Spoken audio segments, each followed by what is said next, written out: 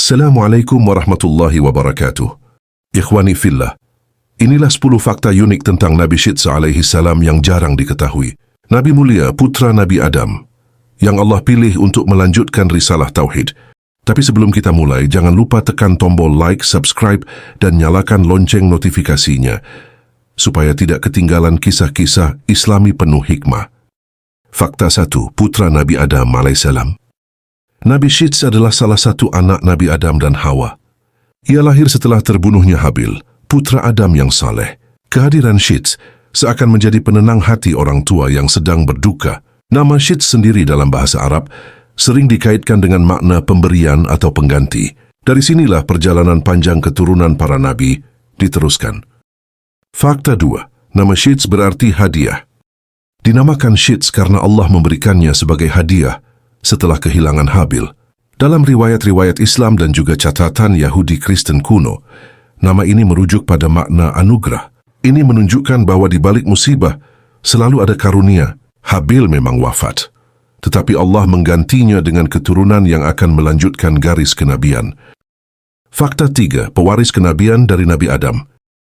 Setelah Nabi Adam wafat di usia sekitar 1000 tahun, tongkat kenabian pun berpindah ke Syits. Ia diberi tugas oleh Allah untuk membimbing keturunan Adam agar tidak terjerumus pada kesesatan Qabil dan pengikutnya. Bayangkan, tugas ini berat sekali, karena Syits harus menghadapi manusia yang mulai banyak jumlahnya, dengan sifat dan tabiat yang berbeda-beda. Fakta 4. Menerima 50 lembaran wahyu atau suhuf. Dalam sebuah riwayat, Allah menurunkan kepada Nabi Syits sebanyak 50 suhuf, atau lembaran wahyu. Isinya adalah hukum-hukum, perintah ibadah, serta pedoman hidup yang menjadi dasar syariat. Menariknya, banyak orang hanya tahu Al-Quran, Taurat, Zabur, dan Injil. Padahal, sejak Nabi Adam hingga Nabi Muhammad, Allah menurunkan juga suhuf kepada para nabi, termasuk Syits. Fakta 5. Penerus ajaran Tauhid.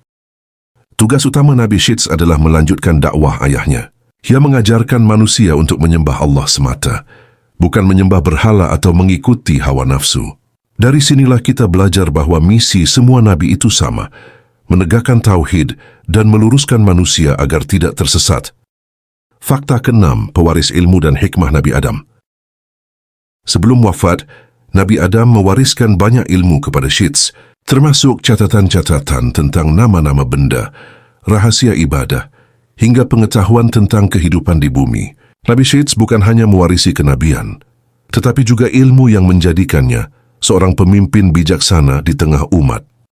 Fakta 7. Keturunannya sangat banyak.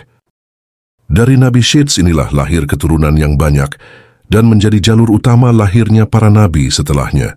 Menariknya, garis keturunan Nabi Syits bersih dari sifat-sifat buruk Qabil. Karena itu, Allah jadikan garis inilah sebagai penerus risalah. Fakta ke-8. Hidup sangat panjang.